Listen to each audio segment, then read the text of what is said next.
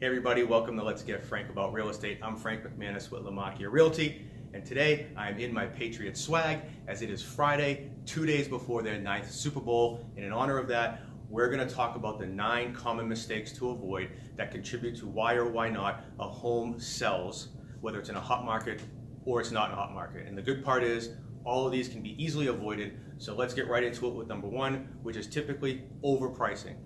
It's obvious that we all want the most money for our home. However, being greedy or unrealistic about its value can be very counterproductive and is a sure way to have your home not sell at all.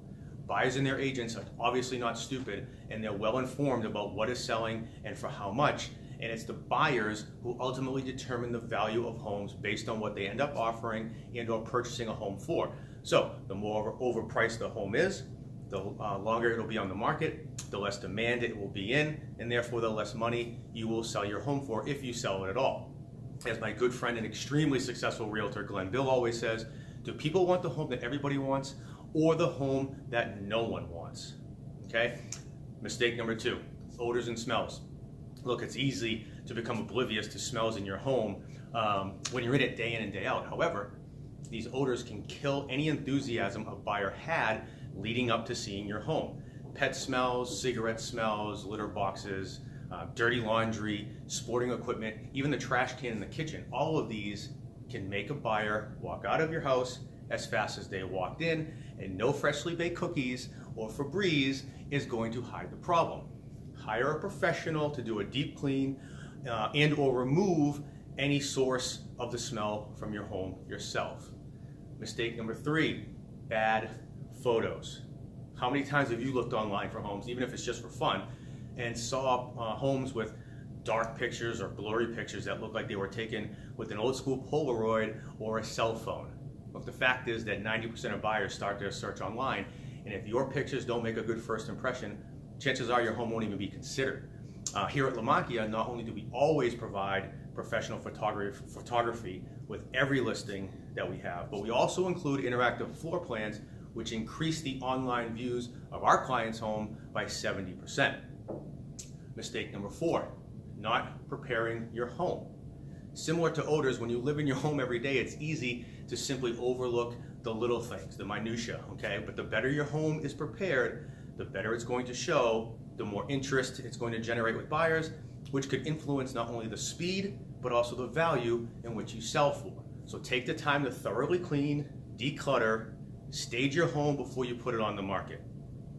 Mistake number 5, using a discount agent. Just because you see a realtor's picture on a shopping cart or speak to one who offers to sell your home for a minimal commission does not make them the best choice.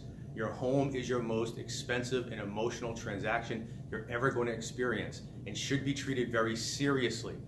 Have you ever wanted to buy something, anything, and then obviously went with option B because it was cheaper and ended up regretting it? Don't make the mistake with who you partner with selling your home. There's a reason why you don't see Ferraris offering a sale. Choose your realtor based on their marketing, their resources, their support, and their sales plan that they have in place to get you the most money for your home. Mistake number 6, not making repairs. Most buyers, when they're looking at homes, they want them to be as move-in ready as possible.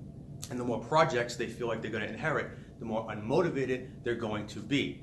So if you know there are things to be done, or if your realtor notices some items that need to be addressed, get them done. It's only going to increase the chances of selling your home.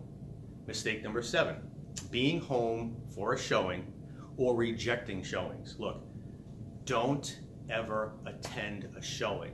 I cannot emphasize this enough, okay? As our broker owner, Anthony Lamakia, always says, no one likes to be followed by a salesperson in a store. Likewise, buyers don't want to feel the same way when looking at your home. It's distracting, it's uncomfortable to the buyer, and they won't be focused on really looking at your home and may be turned off completely, okay? So in addition to that, don't reject showings. Don't reject the requests because it doesn't work with your schedule. You want as many eyes on your home as possible, and making it difficult for buyers will diminish their interest, and therefore you will lose the opportunity to sell your home.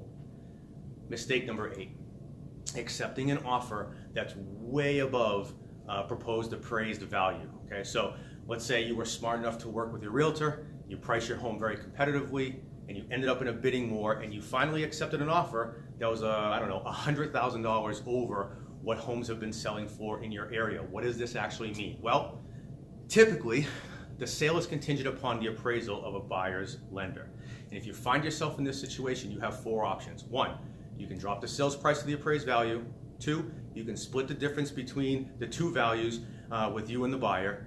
Three, you can insist that the buyer cover the full difference between the appraised value and the agreed sale, which is unlikely.